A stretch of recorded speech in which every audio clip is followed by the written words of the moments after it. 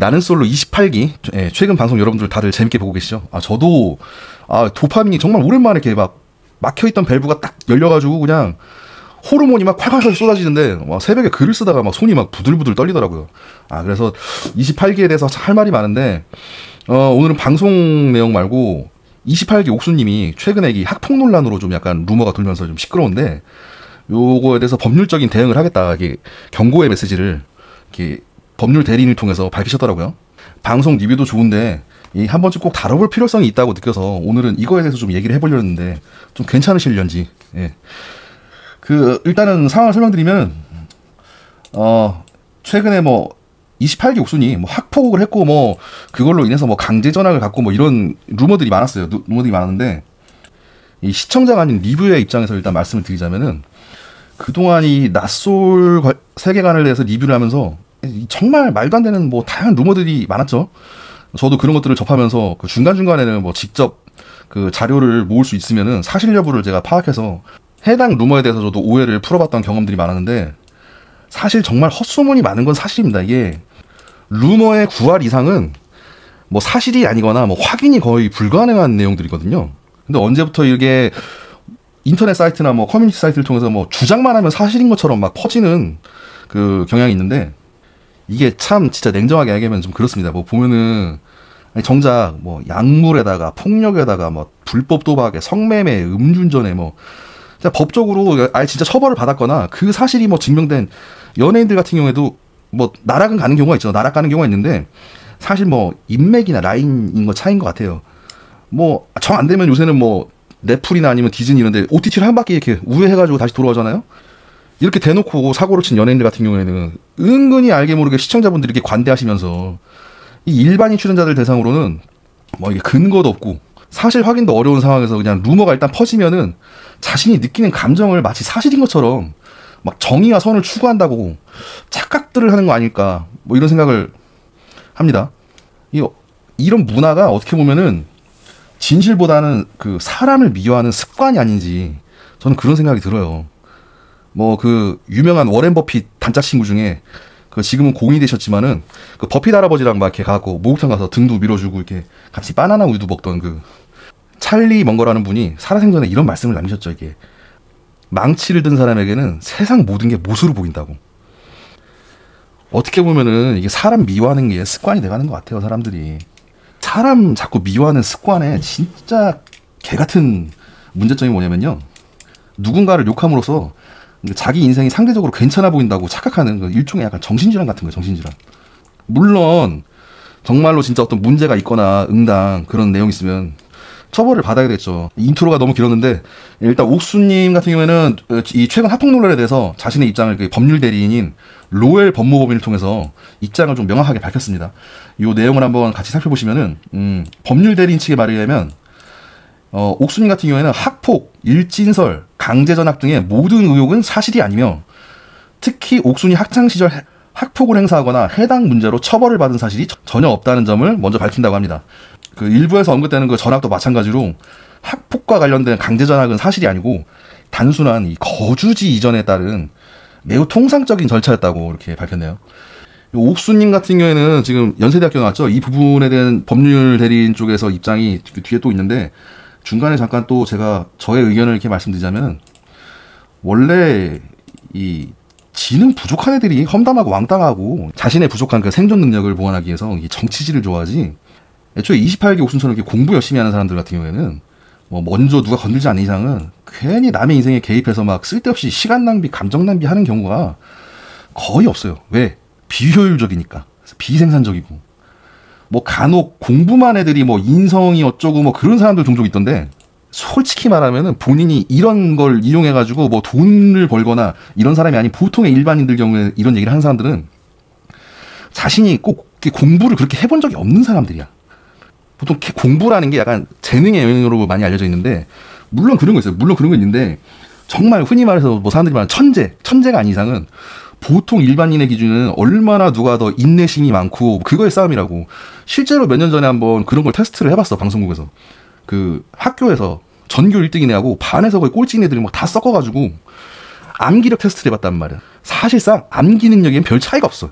그러니까 외부적인 요소, 뭐 예를 들어서 가정 환경이나 그 분위기나 정서적인 거나 뭐 정서적인 게 되게 중요한 게 이게 인내력하고 연결되는 거거든. 그냥 엉덩이 싸움이라고 그러잖아요. 어느 정도 머리가 지능이 있으면 그 다음부터 그냥 무조건 엉덩이 싸움이라고.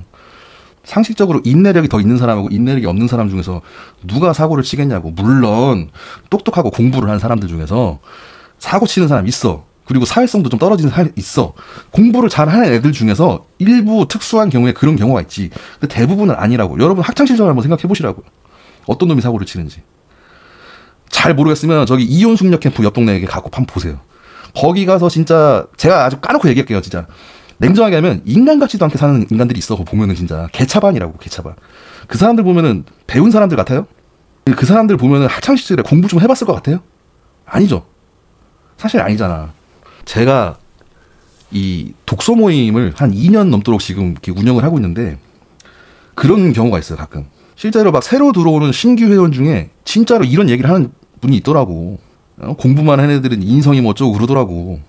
근데 요런 사람들 특징이 뭔지 알아요? 되게 신기한 게 책이라고는 집불 맨날 그 자기계발서 이런 거 있지. 이런 거 겁나 좋아해. 그리고 모임도 참석을 2회 3회 정도 많아야 2회 3회지 여기 갔다 저기 갔다. 왜 그런지 알아요? 애초에 책을 읽을 필요가 없는 사람들. 그 사람들은 자기 생각 자기 감정에 부합하지 않으면은 딴 데가 뭘 새로 듣고 얘기하고 배울 생각이 없어. 그 자기계발서 좋아하는 이유도 그거예요. 그 뭐냐면 그 자기위로예요. 자기위로. 저는 이런 사람들 뭐라고 그러냐면 망상 중독자로 해요. 망상 중독자. 다음 내용 마저 이렇게 살펴보면서 얘기를 이어가 보겠습니다. 법률 대리인 측은 또한 이 옥수는 중학생 시절부터 매일 자정이 넘도록 공부하는 성실한 학생으로 외국어고 전학 후에는 오전 7시 등교, 오후 11시 하교라는 빡빡한 일정을 소화하며 결국 정시 전역으로 대학에 입학했다고 했습니다. 이게 인정해줘야 되는 거지. 그러니까 외국어 고등학교로 전학해갖고 그 안에서 내신 받으려면 진짜 빡세게 했을 거야. 분명히 본인이. 그러니까 아침 7시에 등교해서 오후 11시까지 공부를 했다는 얘기지. 그리고 수시면 모르겠는데 정시학과 스카이 정시 들어갔다잖아. 여기서 남 괴롭히고 쓸데없이 시간 낭비할 이유가 없어요. 정말. 현실에서는 그게 드라마에서 그런 거. 드라마에서. 더불어서 뭐 법률 대리인 측에서는 뭐 초등학교, 중학교, 고등학교 생활 동안 누구를 괴롭힌 경험이 전혀 없었다. 뭐 이렇게 주장을 합니다. 그래요. 이거 어쨌거나 뭐 이거는 일종의 어떻게 보면 주장인 거고, 만약에 진짜 옥순이 지금 이 법률 대리인을 통해서 밝힌 것 중에서 뭐 정시가 아니다, 알고 봤더니 뭐 수시 전형이다, 뭐 이런 사실관계 아닌 거 확인이 가능하잖아. 이런 거는. 그러면 이런 걸 근거로 얘기를 하세요. 그냥 무조건 너 뭐 내가 옛날에 너 아는데 학폭을 하고 저도 그동안 출연자들 보면 리뷰를 할 때 이렇게 인터뷰를 하잖아요. 인터뷰를 하면 보통 특징이 있어. 인물이 좋거나 아니면은 공부를 잘하거나. 그러니까 이 두 가지 유형을 제가 선호한다기보다는 이런 부류의 사람들이 대부분 착해. 착해서 인터뷰를 응해주는 거야. 이미 파토났기 때문에 제가 그냥 말씀드리는 건데, 사실 엊그저께도 저기 26기 현숙님 있잖아. 그분은 성격 되게 좋잖아. 사실 그분한테 인터뷰 요청했다가 지금 수시 까였거든요, 지금.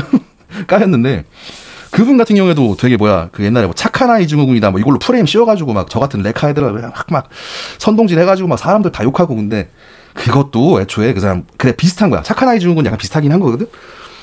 26기 현숙 같은 경우에는 제가 이제 지금 말씀드리는데, 착한 아이 증후군이 아니라 정확하게 뭐냐면은 약간 나르시스트 반대 있어요. 에코이스트라고. 약간 그거 성향이 되게 좀 높은 사람이야. 그게 높다 보니까는 그런 거 한 건데, 어쨌든 그때 광수랑 잘 헤어진 거예요. 원래 에코이스트 같은 사람들이 광수 같은 사람 만나잖아. 진짜 인생 조져, 진짜. 근데 26기 현숙님 같은 경우도 그 인터뷰 거절하는데, 이 거절에 대한 이렇게 메시지도 오는데 되게 정성스러워. 내가 막 수시 아쉬울 거 아니야. 근데 보는데, 야, 진짜 말 진짜 이쁘게 하더라. 그러니까 보통 이런 경우 사람들이 되게 착하다니까. 그리고 뭐 그래요. 옥순 같은 경우에는 나름 진짜 열공을 한 거죠. 열공을 했는데, 제가 여기서 이거 하나 얘기하고 갈게요. 참 이 나는 솔로 리뷰나 이런 거 보는 분들 중에서 그 부모 세대들 되게 많으실 거야. 그러니까 내가 알기로는 그리고 주력 나이대가 그러거든. 이제 결혼을 코앞에 두거나 이미 자녀를 키우는 분들이 있는데, 저를 포함해서 3040 이 세대들이 어릴 때 그 경쟁 속에서 엄청 고생한 부분이 있어. 뭐 있기 때문에 그 어른이 돼가지고 내 자녀는 좀 약간 좀 편하게 공부를 했으면 좋겠고 뭔가 더 해주고 싶고, 그래서 뭐라더라고. 요새 부모님들이 그렇게 게임기를 잘 사준대. 내가 어릴 때 못 받았던 그 서름이 있어서. 그러다 보니까는 간혹 극단적인 경우에는 뭐냐면은 애가 딱히 공부에 흥미도 없고 뭐 그러면 굳이 공부시킬 필요 있어? 이런 분들이 있더라고. 야, 진짜 제가 이거 가끔 이렇게 위험한 상상하는 분들이 있어가지고 이거 말 나온 김에 그냥 말씀을 드릴게. 아니, 하다못해 만약에 전업주부다 그러면 밥 먹고 그 싱크대에 그릇 냅둔 거 치울 때 뭐 설거지 할 때 뭐 즐거워서 하냐고 그거를 뭐 즐거워서 하는 분들이 있어요. 하다못해 직장을 나가면은 그거 직장 출근하는 게 즐거워서 하는 분들이 있어요. 하물며 애들인데. 아, 당연히 공부하는 것보다 노는 게 좋겠지. 누가 알아서 자발적으로 흥미를 갖고 공부를 하냐고. 어떤 애들이 몇이나. 그냥 무슨 뭐 입장을 바꿔서 한번 생각을 해보세요. 뭐 만약에 내 남편이 응? 나의 그냥 인권을 위해서 난 내일부터 출근을 안 할래 이러면 말이 돼요? 안 되잖아. 요새 그 이상한 문화가 있더라고. 애들은 기본적으로 뭐 저도 막 애를 막 밤늦게까지 막 달달달 볶고 막 이러라는 게 아니라 어느 정도 부모들 인풋은 들어가야 돼. 그건 맞아. 뭐 아까도 말했지만 뭐 공부만 열심히 하는 애들 뭐 인성 뭐 이런 얘기하는데 공부 안 하는 애들 뭐 집구석에 가서 뭐 논어를 읽어 지가 뭘 할 건데 뭐 집에서 아니면 부모님이 야 장자가 이랬더라 맹자가 이랬더라 한비자가 이랬더라 막 이렇게 뭐 그러셔? 아니잖아. 말도 안 되는 소리라고. 말도 안 되는 소리. 내가 좀 전에 막 자기계발서 그런 것도 내가 되게 극혐하듯이 얘기했는데 전 진짜 실제로 자기계발서 극혐해요. 극혐. 왜 극혐하냐? 그 자기계발서 우리나라 유명한 거 뭐야? 그 인문 교과서 같은 거 여러분들. 부자 아빠 가난한 아빠 그 로버트 기요사키가 작성한 거. 그 책 좀 읽어보신 분은 다 알 거야. 모르는 사람이 거의 오히려 없을 거야. 없는데 그 양반도 뭐라 하면 학교에서 배울 거 없다 뭐 이런 식으로 얘기하거든. 워딩이 세잖아. 뭔가 혁신적이고 응? 그거 다 거짓말이야. 다 거짓말. 로버트 기요사키 그 양반도 예? 찾아보시면 알아. 우리나라에는 막 투자의 규제 뭐 이렇게 많이 알려졌는데 그 양반이 원래 그 투자로 돈 번 양반이 아니라 요즘 말로 그 양반은 뭘로 돈 버는 사람이면 책팔이 강의팔이에서 돈 번 사람이에요. 그 양반이. 그런 거에 속으시면 안 된다는 거예요. 그러니까 아까도 제가 말씀드렸듯이 28기 옥순에 진짜 뭐 문제가 있고 이러면 지금 법률 대리인이 딱 내용 얘기했잖아. 여기서 혹시 문제가 있으면은 얘기를 하세요. 여기서 뭐 사실이 아닌 부분이 있으면은 찝어서 그걸 이거 아니다 틀리다 얘기를 하든가 아니면 뭐 그래갖고 뭐 명예훼손 뭐 날라오면 사실적시 명예훼손으로 날라올 거 아니야. 아, 옥순 같은 경우에는 이게 좀 시간이 지나면 괜찮아질 것 같았는데 사실 별다른 법적 대응을 고려할 생각까지는 없었다고 해요. 근데 뭐 본인뿐만 아니라 뭐 주변에도 피해가 확산되는 과정을 좌시할 수 없어. 이건 뭐 다들 뻔히 하는 멘트니까 패스. 하여튼 핵심은 뭐냐면은 마지막 문구가 아주 강력한 경고성 글이 적혀 있는데 법률 대리인 측은 마지막으로 이 확인되지 않은 허위 사실과 루머를 온라인에 게재, 전송, 유포하는 모든 위법 행위와 악의적 게시물과 댓글이 확인될 경우 가능한 모든 법적 대응이 이뤄질 것을 강력히 경고하겠습니다. 예. 자, 또 연파결혼이 또 그래 사람이 살면서 실수하는 경우도 있어. 그래서 제가 또 악플러 분들을 위해서 제가 또 대응 방안을 제가 또 말씀을 드릴게요. 제가 직전에 23기 변호사 영호님 만나봤잖아요. 그분 인터뷰하기 전에 한 2시간 넘도록 같이 대화를 나눴을 거야. 나눴는데 거기서 요런 부분도 대화를 나눈 적 있어. 이 악플 고소와 관련된 질문을 제가 한번 드려본 적이 있는데 특히 이 커뮤니티 사이트에서 악플 다시는 분들 잘 들으세요. 이거 가끔 착각하는 분도 있더라고.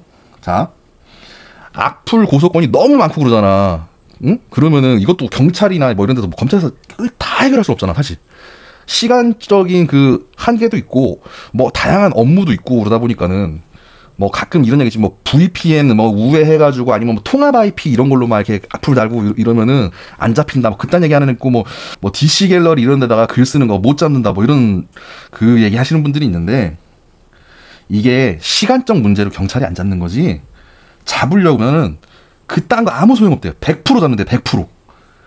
특히 이 모바일로 작성하는 분들 있죠. VPN 우에 이게 의미가 없는 게 뭐냐면은 모바일로 작성할 때 그 모바일 기기 모델 넘버 자체를 인식을 해버린대. 찾으실 때 경찰들이. 그러니까 그래요. 100명이 악플을 달면은 100명을 다 고소해가지고 100명이 다 잡히는 건 아닐 수 있어. 근데 진짜 여러분 착각하시면 안 되니까 그러니까 모든 악플러에 대한 조치가 가능하지는 않아요. 아는데 내 집에 고소장이 날라오지 않을 거라는 착각은 하지 말라 이거예요. 날라올 수 있다는 얘기예요. 예? 100에 그게 2명이 됐든 3명이 됐든 그게 그 2명 3명 중에 내가 될 수도 있는 거야.